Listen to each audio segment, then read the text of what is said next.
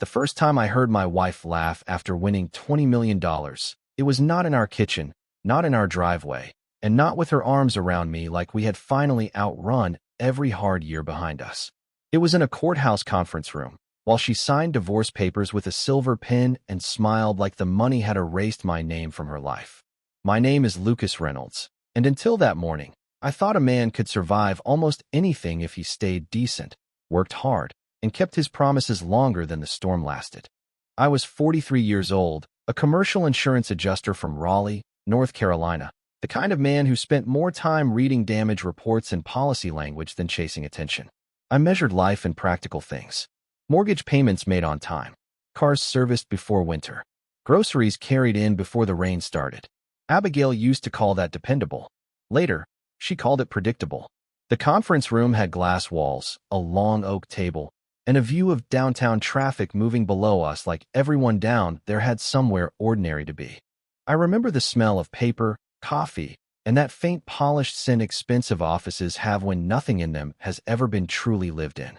Abigail sat across from me in a cream-colored suit I had never seen before, her blonde hair smooth, her posture relaxed, her attorney beside her looking satisfied before anyone had even begun. On the table between us sat the documents that were supposed to end 16 years of marriage. She had filed 3 days after the lottery commission confirmed the prize. 3 days. Not after a long conversation. Not after counseling. Not after one honest moment at the dining room table where she told me she had been unhappy. 3 days after the cameras, the oversized check, the smiling photos, and the neighbors leaving congratulations taped to our mailbox, she decided I no longer belonged in the story. When she picked up the pen, her wedding ring caught the overhead light. That small flash hit me harder than I expected. I had paid for that ring in installments back when my truck had 200,000 miles on it, and our apartment heater rattled every night like it was begging to quit. We had eaten store-brand soup that winter and laughed because we were young enough to think hardship automatically made love stronger. I watched her sign the first page, then the second. Her signature moved fast, confident, almost careless. When she reached the last page, she looked up at me and gave a small laugh, not loud, not wild, just soft enough to be cruel. She said I should not take it personally, that people change when life finally gives them options. I did not answer. My attorney, David Thompson, sat beside me with one hand resting on a closed folder. He had told me before we walked in to stay calm no matter what she said. Calm is not the same thing as weak, he had said. Calm lets the room hear the facts when the performance runs out of breath. So I sat there with my hands folded, feeling my pulse in my wrists, while the woman I had loved through layoffs, medical bills, family funerals, and every thin month before payday laughed, as if loyalty had become embarrassing. Abigail pushed the signed papers forward, her smile widening when I did not reach for them. The room went quiet enough for me to hear the elevator chime somewhere beyond the hallway. Then the clerk opened the door and said the judge was ready to address a preliminary issue before final filing. Abigail's smile remained for one more second.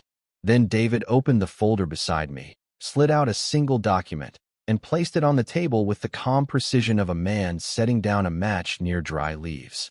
I looked at Abigail, then at the paper, and for the first time that morning, I saw uncertainty touch her face. She had planned for me to be broken. She had planned for me to beg.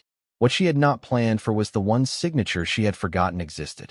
The document David Thompson placed on the table was not dramatic to look at. One page, white paper, black ink, a notary stamp in the lower corner, and 2 signatures near the bottom, mine and Abigail's, written almost 15 years earlier when $20 million was not even a fantasy we were brave enough to say out loud. Abigail stared at it as if paper had learned to speak. Her attorney leaned forward first, and I watched his confidence slow down before it reached his face. That was when my mind pulled me backward, away from the glass walls and the courthouse carpet, back to a one-bedroom apartment on the west side of Raleigh where our first kitchen was so small we had to open the oven sideways because the refrigerator door blocked the path. We were 28 then, still believing struggle was temporary if 2 people carried it together. Abigail worked the front desk at a dental office. I was driving across 3 counties inspecting hail damage, roof leaks, flooded basements, and fire claims for homeowners who looked at me like I was either their answer or their enemy. We did not have much, but we had routines. Friday pizza from the cheap place on Hillsborough Street. Sunday laundry at the coin machines downstairs. A jar on top of the fridge labeled someday, where we dropped spare bills when we had any. Back then, Abigail said my steadiness made her feel safe. She would sit barefoot on the counter while I cooked eggs after a long day and tell me I was the kind of man life could be built around. I believed her because I wanted to. A man is careful with roofs, policies, and repair estimates, but he can still be careless with hope. The paper on that courthouse table came from those years. After a minor car accident taught us how quickly bills could turn a good month into a bad one, I insisted we meet with a financial planner. Abigail had laughed at first, saying we barely had enough money to plan lunch, but she came with me. We signed wills, insurance documents, and a simple marital agreement about separate windfalls, inheritances, and major prizes. The planner called it boring protection for unlikely events. Abigail called it grown-up paperwork. I remember her signing it with a blue pen, then joking that if either of us ever became rich, the other one could not suddenly become a stranger. That joke sounded harmless then. In the conference room years later, it came back wearing different clothes. Before the lottery ticket, before the news vans and the phone calls from distant cousins, our life had already been thinning. Not loudly. That would have been easier to name. Abigail stopped asking about my day and started asking why I still dressed like a man heading into crawl spaces. She traded grocery store earrings for jewelry I did not recognize. She took calls in the garage, then said she needed quiet. She began saying things like, "I have outgrown survival mode," as if survival had been a place I forced her to live instead of a season we survived together. I tried to adjust.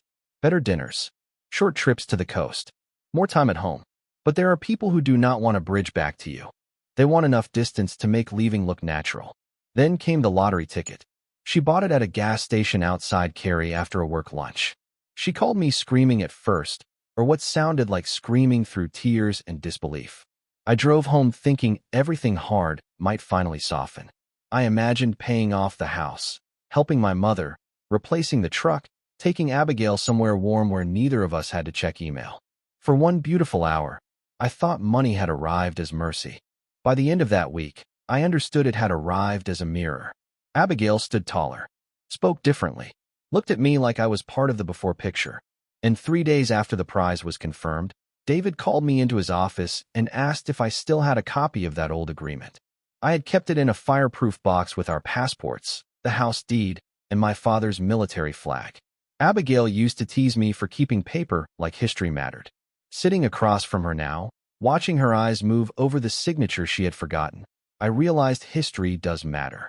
It waits quietly until someone tries to rewrite it. After the shock of seeing Abigail laugh over the signed divorce papers, Lucas Reynolds sat in his car for a long moment, letting the engine hum and the air conditioning move warm air through the cabin, and he thought about the months leading up to this day. He remembered the subtle shifts in Abigail's behavior, the small secrets tucked between ordinary routines that he had dismissed as trivial until the prize money made them visible. There had been nights she claimed to be working late while the lights in the living room stayed dim. Mornings she left the house with a casual smile, returning with receipts for restaurants and gifts he did not recognize, and weekends where she appeared distracted, scrolling on her phone with a smile that did not include him.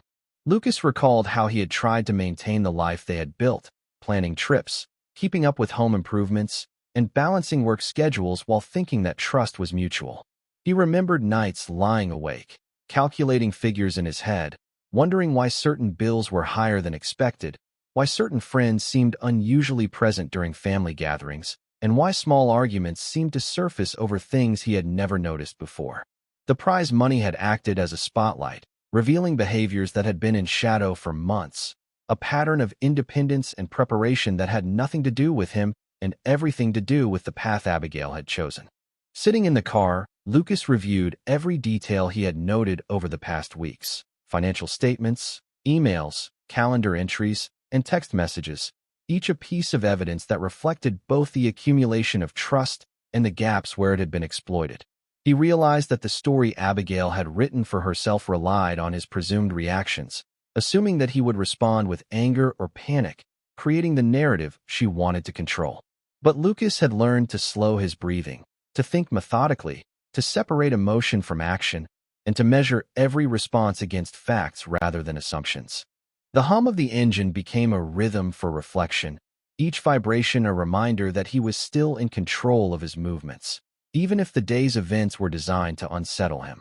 He thought about the fireproof box where he had stored documents from their early years together, the signed agreements, passports, and mortgage papers that had once felt like precautionary measures, now revealed as crucial instruments to ensure he retained security and clarity. The past, he recognized, had been a test, small misdirections, minor omissions, and quiet manipulations that might have gone unnoticed without the sudden influx of fortune to highlight choices. Lucas felt a sense of determination, understanding that knowledge of the pattern gave him leverage not through confrontation but through preparation. He organized his notes in the passenger seat, arranging the receipts, screenshots, and summaries in a sequence that reflected reality, unembellished and accurate, so that when he faced Abigail or her attorney, he would do so armed with clarity rather than reaction. The streets outside remained ordinary, traffic moving in predictable flows, the sun reflecting off the hood of his truck and across the parking lot. Yet within him, a mental map of every transaction, every conversation, every subtle change in demeanor formed a network of understanding that would guide his next steps. For the first time in days, he did not feel panic or fear. He felt anticipation and clarity. He understood that while Abigail had tried to control the narrative with laughter, timing, and the appearance of inevitability, the reality of preparation, record-keeping, and calm evaluation gave him an advantage she had not accounted for. Lucas took a deep breath, ran his fingers across the organized papers, and allowed himself a moment of quiet focus, realizing that knowledge and patience would serve as his strongest allies in the unfolding days of negotiation, reflection, and resolution. The preliminary hearing resumed just after lunch, and Lucas Reynolds walked back into the courthouse conference area with a steadier heart than he had carried that morning. The first shock had passed. What remained was the clean, focused quiet that comes after a man realizes the storm is not bigger than the roof he built. Abigail was already there when he arrived, sitting beside her attorney with her cream-colored suit still perfect and her hands folded tightly over the edge of her purse. That was the first difference Lucas noticed. Earlier, her hands had moved freely, signing pages like she was crossing items off a shopping list. Now her fingers stayed still. David Thompson sat beside Lucas and opened the folder again. Not quickly, not dramatically, just carefully enough that the sound of the paper seemed to pull the room toward it. The judge entered through the side door and took his seat with the calm expression of a man who had spent years watching people mistake confidence for certainty. He reviewed the marital agreement first. 1 page, 2 signatures, a notary seal, language plain enough that no one needed to dress it up. Abigail's attorney tried to argue context, saying the document had been signed years earlier, before either party could have anticipated a prize of that size. The judge listened, nodding once, then looked down at the page again. Lucas watched Abigail's face from across the table, not with hatred, not even with satisfaction. He watched the way a man watches a foundation test after hearing too many people brag about paint. The judge asked Abigail whether the signature was hers. Her attorney leaned toward her, but the question was too simple to hide behind. Abigail said yes. The word came out smaller than her laugh had been that morning. Then the judge asked whether she had signed it voluntarily. Another pause. The air conditioning clicked on above them, pushing cold air through the vents. Lucas could hear a cart rolling somewhere in the hallway. Ordinary courthouse sounds, patient and indifferent. Abigail said yes again. David did not smile. He simply placed the financial timeline beside the agreement and explained that the prize had been confirmed 3 days before Abigail filed, and that no attempt had been made to discuss division, counseling, or household planning before the petition. He did not call her greedy. He did not need to. The dates stood in a straight line and did the work for him. Abigail's attorney shifted to the idea that Lucas had contributed nothing to the ticket purchase because Abigail bought it herself. David acknowledged that clearly, then returned to the agreement. Separate windfalls, inheritances, and major prizes. Words we had signed when we still counted quarters for laundry. Words Abigail had forgotten because forgetting them helped her version of the future feel cleaner. The judge asked for copies of the original storage record and notary confirmation. David produced them from the folder. That was the moment Abigail looked at me. really looked at me, not as the husband she believed she had outgrown, but as the man who had kept every document she once mocked. I remembered her laughing at my fireproof box, calling it my little museum of boring papers. I remembered carrying that box through 2 apartments, 1 rental house, and finally into the closet of the home we bought together. I had not kept those papers because I expected betrayal. I kept them because life has a way of asking for proof when memory becomes convenient. The judge did not make a final ruling that day, but he said enough to change the temperature in the room. The agreement would be considered valid pending full review. The prize could not be treated as simply available for division without addressing the signed terms, and Abigail was instructed not to move or encumber disputed funds until the court reviewed the matter further. The words were formal.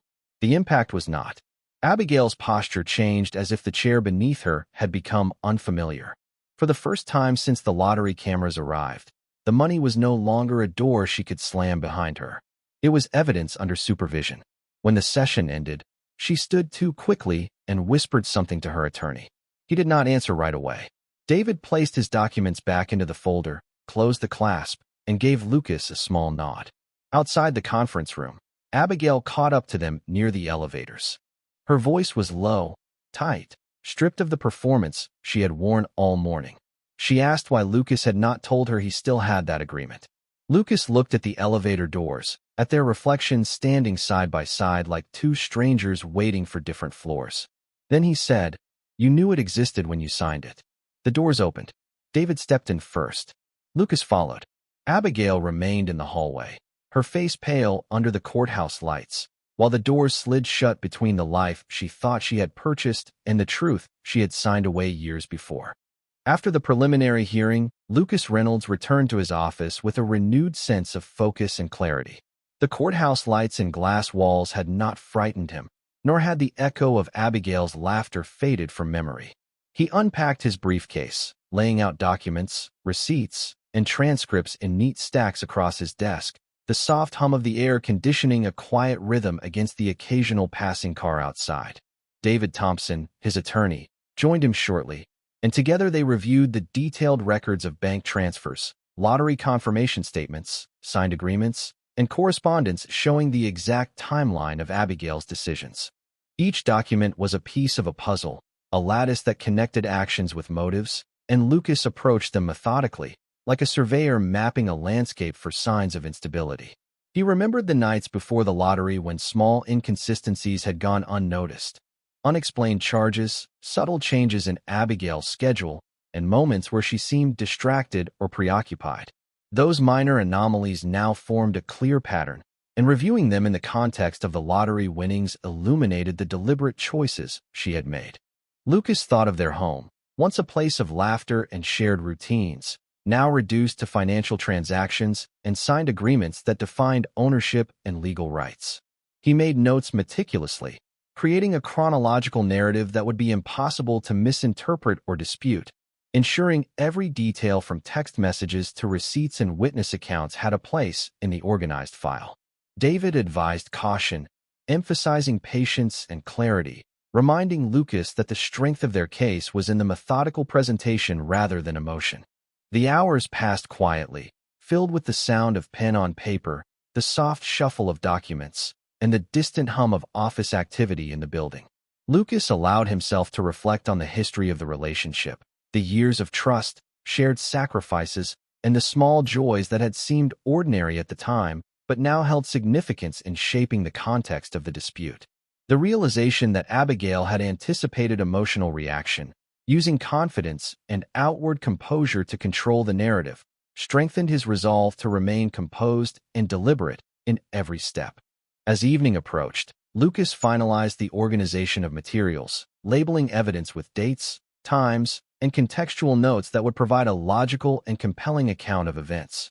The methodical arrangement of facts gave him a sense of control and direction, replacing the helplessness he had initially felt when confronted with Abigail's laughter and divorce filing.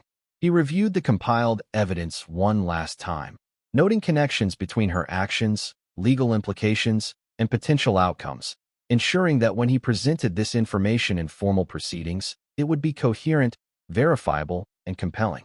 Outside, The city lights began to reflect on wet streets after a brief afternoon rain, creating a calm backdrop that contrasted with the storm of personal and financial complexities he was navigating.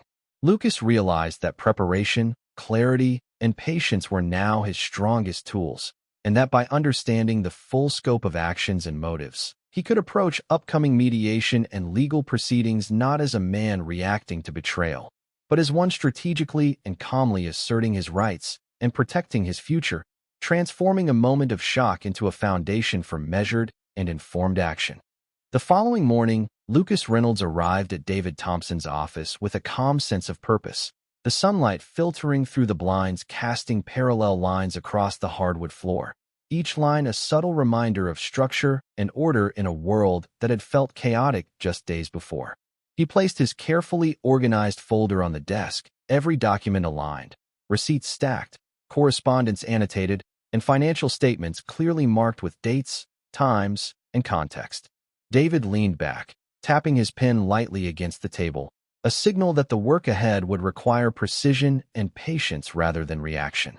They began by reviewing the recent bank transactions Abigail had executed after the lottery announcement, each one a minor irregularity when seen in isolation, but forming a discernible pattern when arranged chronologically. Lucas followed along, noting the subtle but consistent timing of each transfer, the way small sums were redirected to accounts he did not recognize, and the occasional joint account activity that suggested coordination rather than accident. Together, they cross-referenced messages and emails, highlighting phrases that revealed intent, the casual tone masking careful planning, the words that implied opportunity and independence. Lucas realized that every choice Abigail made had been mapped in advance to create an impression of inevitability, assuming that his reactions would fill in the narrative gaps for her benefit. He reviewed the security camera logs, noting visits from friends who coincided with her trips, and cross-checked them with timestamps, receipts, and witness accounts, ensuring that each piece of evidence reinforced the broader story he would present. David suggested categorizing each element by type: financial, behavioral, and legal, creating a layered dossier that could be referenced in mediation or court. Lucas carefully followed these instructions, creating a clear mental map alongside the physical documentation, recognizing that patience and organization would outweigh emotional response in the proceedings to come. During the process, they identified additional factors that had previously seemed minor, such as missed notifications about joint accounts and unexpected activity in shared investments, which, when examined together, provided a more complete picture of the sequence leading up to the filing of the divorce. Lucas allowed himself brief moments to reflect, recalling the early years with Abigail, the shared responsibilities, and the moments of trust that had been tested over time. These reflections did not weaken his resolve. Instead, they provided context for understanding the significance of the present evidence, helping him separate the personal disappointment from the procedural clarity required to act effectively. By late afternoon, the folder was fully organized, labeled meticulously, and ready for formal presentation. Lucas and David reviewed the final outline of arguments, confirming that every statement could be supported, every claim verified, and every observation documented. Lucas felt a quiet satisfaction, a sense of readiness that contrasted sharply with the uncertainty and shock of just a week earlier. As he left the office and stepped into the crisp afternoon air, he felt the subtle weight of preparation, understanding that the methodical approach he had followed not only preserved his rights, but also provided the clarity and calm needed to navigate the next steps with precision and confidence, turning a moment of personal upheaval into an opportunity for strategic and informed action. The next formal review was scheduled for the following Tuesday, and Lucas Reynolds spent the days before it living by a routine so simple, felt almost old-fashioned. Coffee at 6:15. Walk around the block by 6:40. Work calls by 8. Documents reviewed at night with the television off and the kitchen light on. There was comfort in repetition, in small choices no one could twist into a story. Abigail had tried twice to reach him directly, once by text and once through a voicemail that began with a soft apology and ended with a complaint about David Thompson making everything harder. Lucas saved both, labeled them, and did not respond. David had been clear. When someone wants emotion from you, The strongest answer is often a record of silence. Still, silence did not mean the past stayed quiet. It came back in ordinary places. At the grocery store, Lucas passed the aisle where Abigail used to buy store-brand soup when money was tight. And for one strange second he saw her younger face, smiling over a cart with a wobbly wheel, teasing him for comparing prices too carefully. At a stoplight, he remembered the night they drove home with their first used dining table tied to the roof of his old truck, both of them laughing every time the rope hummed in the wind. Those memories did not excuse what she had done. They only proved that grief has manners. It waits until you are alone, then pulls out the good years like photographs and asks what happened to them. On Monday evening, Lucas sat with David in his office for the final strategy meeting. The folder was thicker now, but cleaner, divided by tabs that made the whole thing feel less like a wound and more like a structure. Agreement, price timeline, financial activity, communications, filing sequence. David placed a copy of the signed marital agreement at the center of the table and said the judge had already shown where the pressure point was. Voluntary signature, clear language, preserved original, confirmed notary. That is the foundation, he said. Everything else supports why sudden urgency should not rewrite it. Lucas nodded, but his eyes stayed on Abigail's signature. He did not hate it. That surprised him. A week earlier, that signature had felt like a weapon forgotten in a drawer. Now it looked like a decision made by two young people who believed being fair in advance was part of loving each other well. David must have noticed the change in his face because he softened his tone. "You are allowed to mourn what this used to mean," he said. "Just do not let mourning hand her the pen." Lucas looked up at that. The words landed quietly, but they stayed. The next morning, the courtroom felt colder than before. Abigail arrived in a dark green dress with her attorney beside her and no smile this time. Her confidence had not vanished, but it had learned caution. That was different. The judge reviewed the prior materials, then asked for argument on whether the lottery proceeds should remain restricted while the agreement was evaluated. Abigail's attorney argued hardship, fairness, changed circumstances, and the emotional reality of a long marriage. The phrases were polished. They floated well. But David answered with dates, pages, signatures, and the plain sentence in the agreement that covered major prizes. He did not say Abigail was cruel. He did not say Lucas had been humiliated. He did not need to. A good argument does not always raise its voice. Sometimes it simply refuses to move. Then the judge asked Lucas one direct question. "When you signed this document, did you understand it applied to both spouses equally?" Lucas stood, buttoned his jacket, and felt every eye in the room move toward him. His mouth was dry, but his voice was steady. "Yes, Your Honor. I understood it protected either of us from using sudden money to erase the other unfairly." The courtroom went still. Abigail looked down at her hands. For the first time, Lucas realized she was not afraid of losing only money. She was afraid of being seen clearly. The judge thanked him and ordered the restriction to remain in place, pending full review. No dramatic hammer of destiny. No shouted victory. Just a ruling in measured words. But Abigail's shoulders lowered as if the number on that lottery check had suddenly become too heavy to carry alone. Outside the courtroom, David closed his folder and told Lucas they had done what they came to do. Lucas looked toward the courthouse doors, where morning lights spilled across the floor in pale rectangles. He thought about how many times he had believed strength meant enduring quietly for someone else. Now he understood something better. Sometimes strength is standing under fluorescent lights, telling the truth in one clean sentence, and letting the room decide who had been trying to rewrite it. The full review came 6 weeks later, on a rainy Thursday morning that turned downtown Raleigh into a gray mirror of brake lights, umbrellas, and courthouse steps slick with water. Lucas Reynolds arrived early, not because he was eager, but because waiting in his truck felt better than rushing through a day that mattered. He sat for a moment with both hands around a paper cup of coffee, watching people hurry past the windshield, each of them carrying their own folder, their own fear, their own version of a life that had become complicated enough to require a judge. David Thompson met him at the entrance at 8:45, holding the same leather folder he had carried since the first hearing. Nothing about David looked dramatic. Dark suit, calm eyes, tie straight. But Lucas had learned that steady men often changed rooms more than loud ones did. Abigail arrived 10 minutes later beneath a black umbrella. walking beside her attorney with her chin lifted and her face composed, but the old brightness was gone. The lottery had changed the way people looked at her, but the court had changed the way she carried herself. Money can make a person taller in public until the first serious question asks them to stand on the truth. Inside, the courtroom smelled faintly of damp wool, paper, and coffee cooling in disposable cups. The judge reviewed the agreement again, then the notary record, then the filing timeline. Abigail's attorney argued that the agreement was too old to represent their current life, that 16 years of marriage created a shared expectation, that fairness required a broader interpretation. Lucas listened without moving. The words sounded practiced, but practice was not proof. David stood when it was his turn and spoke without decoration.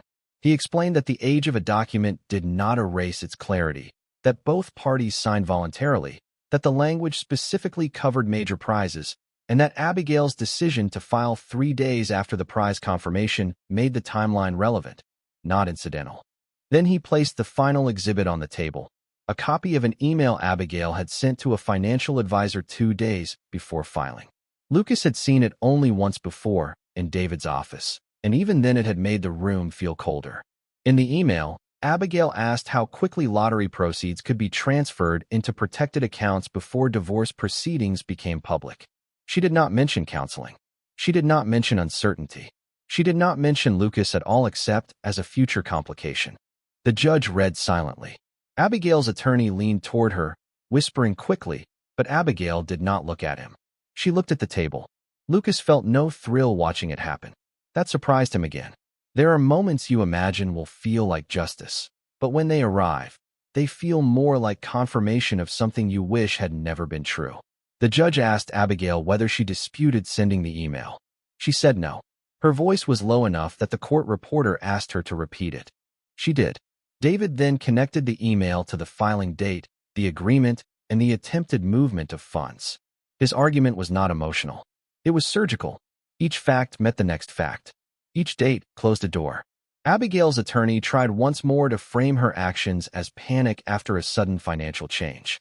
The judge listened, then looked over his glasses and said sudden wealth does not nullify a valid agreement, and strategic timing does not create fairness where the parties already defined it. The ruling came in plain language. The marital agreement would be upheld pending final administrative processing. The lottery prize would be treated according to its signed terms, and restrictions on disputed movement of funds would remain until the final order was entered. Abigail closed her eyes for 1 second. Not long. Just enough for Lucas to see the weight land. The woman who had laughed while signing papers now sat very still, surrounded by the consequences of assuming paper only mattered when it served her. When court adjourned, Lucas gathered his things slowly. Abigail approached him near the hallway window, where rain streaked the glass in thin, silver lines. She said his name, softer than before, and told him she had only wanted a chance to live differently. Lucas looked at her for a long moment, seeing both versions at once. The young woman on the kitchen counter in their first apartment, and the stranger who tried to turn $20 million into an exit door with his dignity caught in the frame. He did not raise his voice. He simply told her she had every right to want a different life, but she did not have the right to rewrite the one they had already agreed to protect. Her eyes filled, but Lucas had learned that tears after strategy are not the same as truth before harm. David touched his elbow lightly, and Lucas walked away. Outside, the rain had slowed to a mist. The courthouse steps shone under the gray sky, and for the first time since the oversized check appeared on television, Lucas felt the number 20 million shrink back into what it should have been all along. Money, not a crown, not a weapon, not a measure of who mattered. He opened his umbrella, stepped into the rain, and walked toward the street with the quiet knowledge that the future had not been bought out from under him. 2 months after the final order, Lucas Reynolds stood in his kitchen in Raleigh before sunrise, waiting for the coffee maker to finish its slow, familiar work. The house was quiet in a way that no longer felt empty. For weeks after Abigail left, silence had moved through the rooms like a question. It sat at the dining table where they used to argue about bills, lingered by the hallway closet where the fireproof box had been kept, and followed Lucas into the bedroom where half the drawers had been cleared out in one afternoon. But time has a way of changing the sound of a home. The silence became space. The space became peace. Outside the kitchen window, the first light touched the wet grass, and a delivery truck rolled by with its headlights low in the morning mist. Lucas poured coffee into the same chipped navy mug he had owned since before the marriage, then leaned against the counter and looked at the stack of mail beside the sink. No urgent legal notices anymore. No letters that made his pulse climb. Just insurance flyers, a water bill, and a postcard from Emily Carter, an old friend from his church volunteer group, asking if he was still planning to help repair storm-damaged porches that Saturday. He smiled at that, small and private. It felt good to be useful in a way that had nothing to do with defending himself.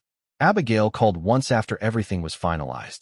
Her voice was softer than he expected, not broken, not cruel, just tired in a way money had not fixed. She said the house felt different without him. She said people had changed around her after the ruling. She said she had thought the prize would open a new life, but it had only shown her who was standing there when the noise faded. Lucas listened from the back porch, watching rain gather on the railing in small beads. He did not interrupt. When she finished, he told her he hoped she found peace, but he would not help her rewrite the ending. There was a long silence after that, and then she said she understood. Maybe she did. Maybe she only understood that some doors close without slamming. Either way, Lucas ended the call without anger. That was how he knew he was finally free. Not because the judge had spoken, not because the agreement held, not because the money had been placed back inside the rules they both signed years ago. Those things mattered, but freedom arrived later, in smaller moments. It arrived when he slept through the night, when he bought groceries without checking whether Abigail wanted a different brand, when he drove past the courthouse and felt nothing but the need to make the next green light. That Saturday, Lucas showed up at the volunteer site with a tool bag in one hand and coffee in the other. Emily waved from a porch with peeling paint, sunlight catching in her auburn hair, and asked if he remembered how to use a level. Lucas almost laughed. For the first time in months, the sound came easily. The world had not become simple. Trust would take time. Love, if it ever came again, would have to be built differently, with clearer windows and stronger doors. But Lucas no longer felt like a man waiting for someone else to define his worth. He had learned that loyalty is not weakness, that paperwork is not just paper, and that calm can become a shield when someone mistakes your decency for surrender. So what would you have felt watching Lucas sit quietly while the truth unfolded around him? Was his strongest move keeping the agreement, staying calm, or refusing to let sudden wealth erase the years he helped build? If this story stayed with you, stay close to this channel, because sometimes the most powerful endings are not about revenge at all. They are about the moment a person walks out of the noise and finally hears their own life again.